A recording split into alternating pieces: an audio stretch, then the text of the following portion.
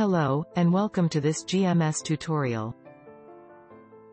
We will focus on the Timelines tab of the project in the GMS, which captures the project's disbursement, reporting and monitoring requirements as stated in the Funds Operational Manual. These disbursement modalities, reporting and monitoring requirements are detailed by the operational modalities of the funds. You can check your Funds Operational Modalities in the Operational Modality module of the GMS by following this navigation from your HFU homepage.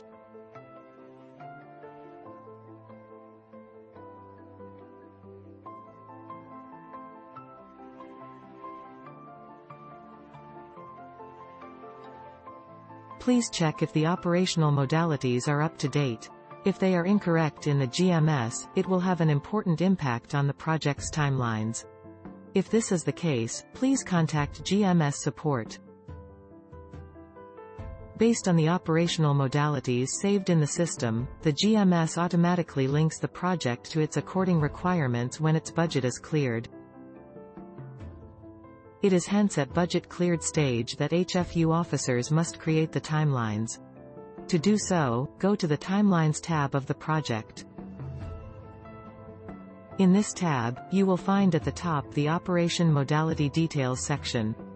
This is where the GMS indicates which are the OM requirements for the project.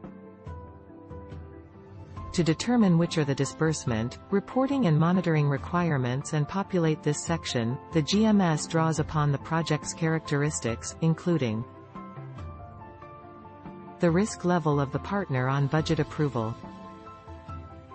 the budget, and the duration, and automatically links the project to its corresponding operational modality line. In our example, the modality line linked to the project is OMIDTUR 004-914. You can hover over the blue information icon to see which modality template the OMID belongs to.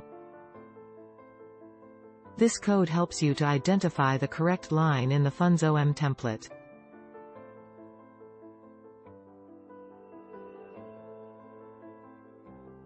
These are the instances required as per the modality line 914.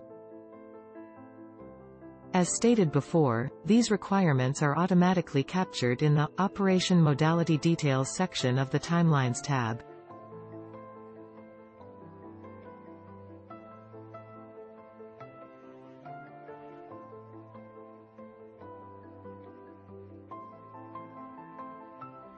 In rare cases, it can happen that the system did not link the timelines to any operational modalities.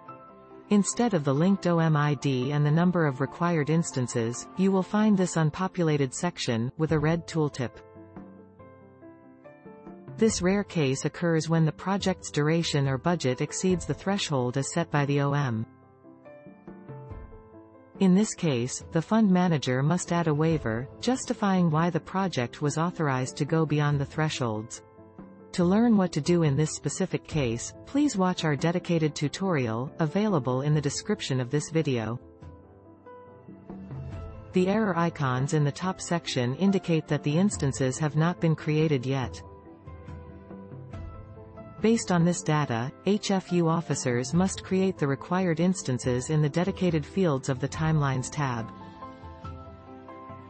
To do so, click on the Add button on the right-hand side of the relevant section.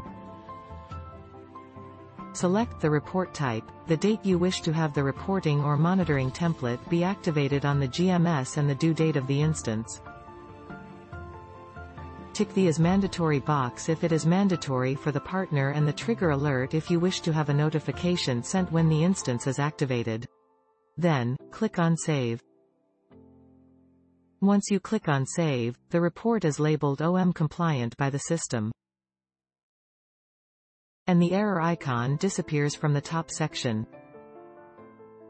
You can add additional reporting or monitoring instances that are not required as per the OM.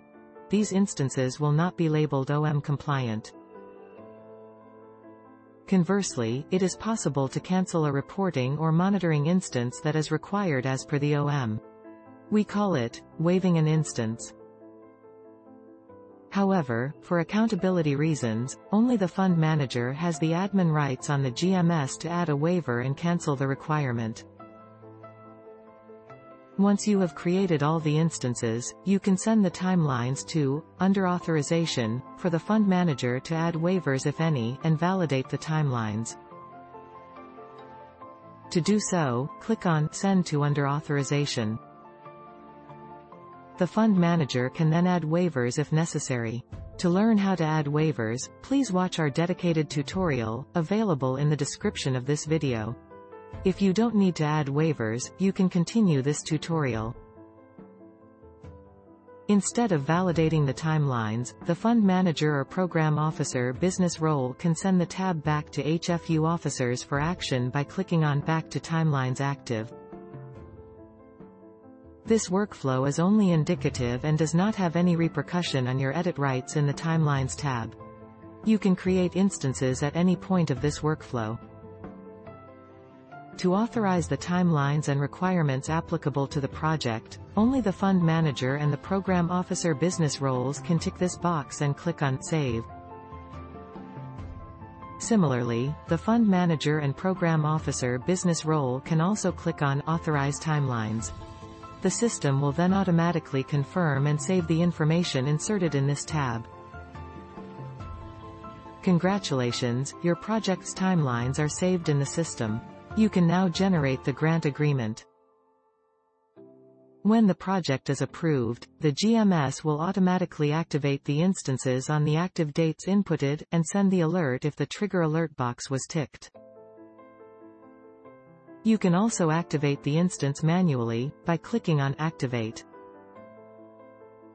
Upon clicking on Activate, or at the activation date set in the system, the GMS will create the instances page. You can access this Created Instances page by clicking on this hyperlink. This is the end of our tutorial video on how to create and validate the timelines. To learn how to add waivers, how to edit the instances and the waivers after validation, and how to reauthorize the timelines during a project revision, please refer to our other tutorial videos or to the Help Portal article. All links are available in the description of this video.